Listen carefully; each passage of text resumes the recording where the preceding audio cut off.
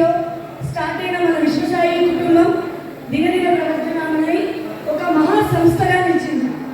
ఎన్నో కష్ట నష్టాలు వచ్చి విద్యార్థులను మానసికంగా ఈ పోటీ ప్రపంచానికి సిద్ధం చేస్తుంది.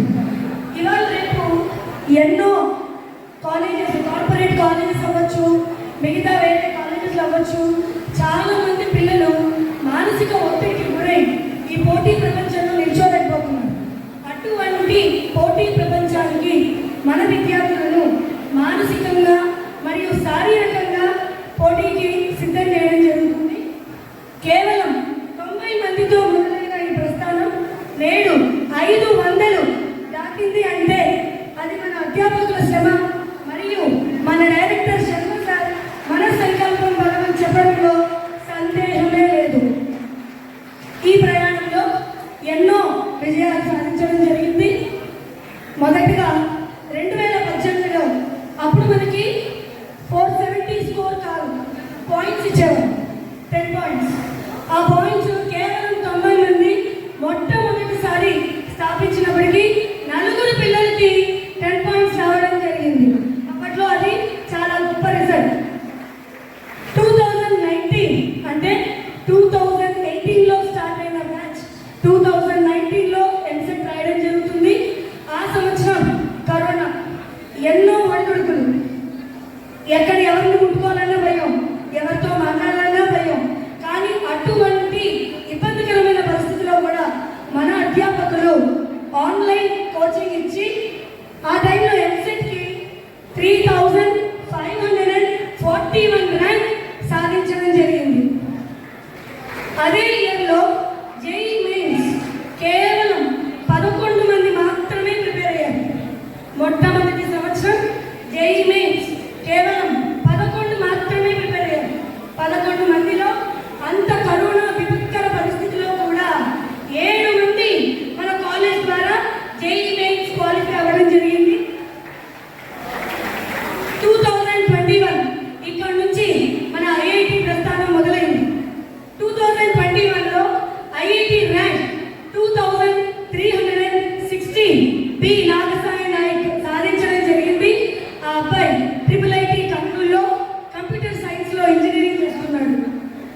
2022 ఐఐటి ర్యాంక్, మన ర్యాంక్ మనం పెంచుకుండగా 1624 పృథ్వీ. ఆ అబ్బాయి ఇప్పుడు ఐఐటి మహారాష్ట్రలో సిఎస్సిలో కోచింగ్ తీసుకుంటున్నాడు. 2021 నీట్లో 868 అనుపమ ఆల్ ఇండియా ర్యాంక్. మీరందరూ విన్నట్టు లేదు, 868 అనుపమ నీట్లో ర్యాంక్ సాధించడం జరిగింది. ఆ అమ్మాయి ఇప్పుడు మెడికల్ సీట్. అదే మనకు మొట్టమొదటి ఎంబీబీఎస్ సీట్.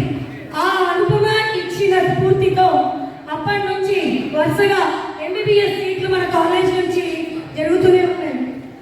2023 ఐఐటి దాటి జేఈ మెయిన్స్ దాటి జేఈ అడ్వాన్స్కి అడుగుపెట్టాం. 2023లో ఐఐటి అడ్వాన్స్లో 3079 all over India rank. JEE advance rank అండి ఇది.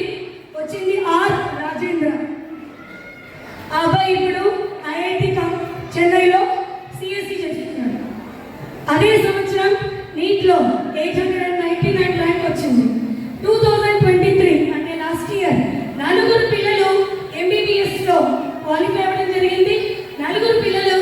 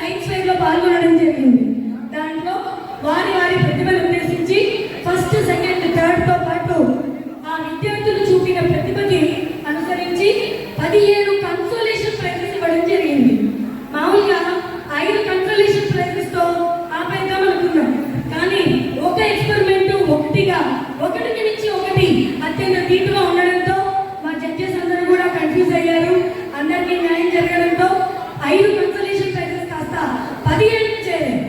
చూసారా, ఈ జనరేషన్ పిల్లలు కాస్త అవకాశం ఇస్తే అత్యద్భుతాలు సృష్టిస్తారు. చాలా మంది ఈ సైన్స్ ఫేర్ ఎందుకండి, ఇవన్నీ సెలబ్రేషన్స్ ఎందుకండి, కేవలం మా పిల్లలు చదువుకుంటే చాలు అని అంటారు. కానీ నేనంటాను 10 మార్కులు తగ్గితే ఉద్యోగాలు రాకుండా అది కాదు చూడాల్సింది.